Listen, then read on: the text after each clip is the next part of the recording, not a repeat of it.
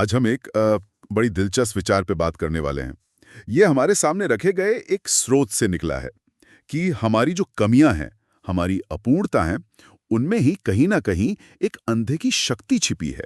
हाँ, बिल्कुल। अक्सर समाज हमें बेहतरीन, परफेक्ट बनने की तरफ धकेलता है, पर यह स्रोत एक अलग ही बात कह रहा है। शायद असली ताकत अपनी कमियों को अपनाने में है। सही बात है। तो आज का इरादा यही है कि इस नजरिए को थोड़ा समझें कि कैसे अपूर्णता को मानना सिर्फ कोई कमजोरी नहीं है, बल्कि जैसा ये स्रोत बताता है, ये शायद ताकत का एक जरिया हो सकता है। बिल्कुल। चलिए इस पर बात करते हैं। तो शुरुआत होती है बचपन से, है ना? एक दबाव सा होता है कि भाई सबसे अच्छा बनना है, कोई कमी ना दिखे। स्रोत के हिसाब से ये जो लगातार उत्तम दिखने की कोशिश है, ये हमें अंदर से कैसे प्रभावित करती है? हाँ, देखिए स्रोत का एक मुख्य तर्क यही है कि ये जो परफेक्शन की दौड़ है ना, हम्म। ये इंसान को उसके असली रूप से, उसके सहज स्वभाव से कहीं दूर ले जाती है। ये एक तरह की आप कह सकते हैं सामाजिक कंडीशनिंग है। मतलब समाज हमें धीरे-धीरे सिखाता है कि कमियां बुरी हैं, उन्हें छुपाना चाहिए। सामाजिक कंडीशनिंग। जी, स्रोत इसी तरफ इशारा करता है। अच्छा। और यहीं पर ये स्रोत एक बहुत बहुत महत्वपूर्ण बात सामने रखता है कि अपनी कमियों को, अपनी सीमाओं को मान लेना, स्वीकार कर लेना, ये कमजोरी नहीं है, ये असल में हिम्मत का काम है। स्रोत का तर्क है कि जब कोई इंसान पूरी ईमानदारी से खुद को अपना लेता है, कमियों के साथ, तो फिर बाहर वाले क्या कह रहे हैं, कौन जज कर रहा है, उसका असर बहुत कम हो जाता है। एक तरह से आप कह सकते हैं कवच सा मिल जाता है। ये दिलचस्प है। मतलब ये जो खुद के लिए ईमानदारी है, ये बाहरी आलोचना के डर को कम कर देती है। स्रोत इसी अंदरूनी ताकत की बात कर रहा है। हाँ, बिल्कुल।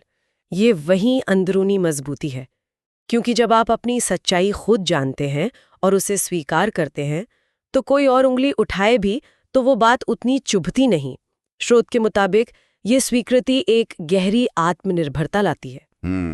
और एक चीज जो मुझे स्रोत में बहुत अच्छी लगी, वो ये कि हम अक्सर उन लोगों से ज्यादा जुड़ते हैं जो थोड़े कह सकते हैं असली लगते हैं, जिनमें कमियां दिखती हैं, बनिस्बत उनके जो एकदम परफेक्ट दिखने की कोशिश करते हैं। ऐसा क्यों है? स्रोत इस पर क्या कहता है? स्रोत का मानना है कि ऐसा इसलिए होता है क्योंकि अपूर्णता ही हमें इंसान बनाती है। जब कोई अपनी कमियां दिखाता है तो वो अपना असलीपन दिखा रहा होता है, अपनी प्रामाणिकता। और यही प्रामाणिकता, यही असलियत दूसरों में भरोसा जगाती है। हम उनसे कनेक्ट कर पाते हैं क्योंकि कहीं ना कहीं हम जानते हैं कि हम सब एक जैसे हैं, कोई भी परफेक्ट नहीं है। अच्छा।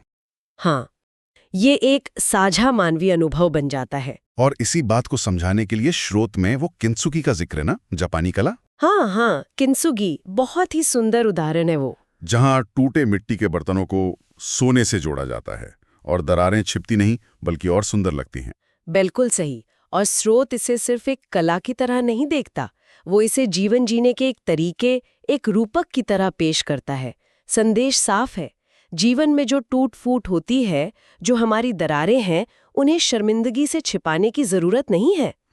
उन्हें स्वीकार करना, उन्हें अपने अनुभव का, अपने चरित्र का हिस्सा मानना। जैसे किंसुगी में सोना उन दरारों को नया मतलब देता है, वैसे ही हमारी स्वीकार की गई कमियां हमें खास बनाती हैं। सही कहा। और फिर बात आती है ऊर्जा की। स्रोत एक बहुत अच्छा सवाल उठाता है। सोचिए, हम कितनी ज्यादा एनर्जी खुद की आलोचना करने में, अपनी कमियों पर अफसोस करने में या उन्हें दुनिया से छिपाने में लगा देते हैं। हाँ, ये तो है, बहुत ऊर्जा जाती है इसमें। तो जब ये ऊर्जा बचती है, जब हम खुद को कोसना बंद करते हैं, तो क्या होता है? हाँ, अब यही सवाल है। स्रोत के अनुसार शायद वही बची हुई ऊर्जा फिर किसी अच्छी चीज में लग सकती है, जैसे रचनात्मकता, सीखना, आगे बढ़ना। बिल्कुल। या शायद बस जिंदगी को थोड़ा और खुल के जीने में। यही वो अप्रत्याशित शक्ति है जिसका जिक्र था। निश्चित रूप से।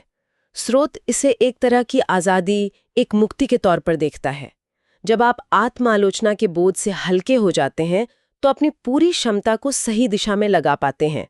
और ये स्वीकृति, ये हिम्मत देती है कि आप दुनिया के सामने अपना असली चेहरा दिखा सकें, बिना किसी डर के, बिना किसी मुखौटे के। तो कुल मिलाकर इस स्रोत से जो बात निकल रही है वो ये है कि परफेक्शन का पीछा करने के बजाय अपनी अपूर्णता में ही ताकत खोजना शायद ज्यादा ज्यादा फायदेमंद है। स्रोत में वो बात बहुत अच्छी लगी कि जिंदगी एक पेंटिंग की तरह है और कुछ टेढ़ी-मेढ़ी लकीरें उसे मास्टरपीस बनने से रोकती नहीं, हाँ, बल्कि शायद उसे और अनूठा बनाती हैं। बिल्कुल। बहुत खूबसूरत बात है ये।